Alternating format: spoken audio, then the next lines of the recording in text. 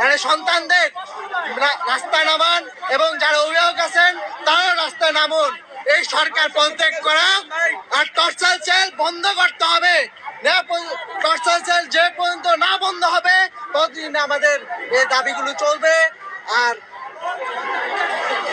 দর্শক, আমরা এক সমন্বয়কের কথা শুনছিলাম, ঢাকা কলেজের সমন্বয়ক, তিনি কথা বলছিলেন আমাদের সাথে। দর্শক, দেখাচ্ছি সরাসরি কালবেলার ফেসবুক পেজ থেকে।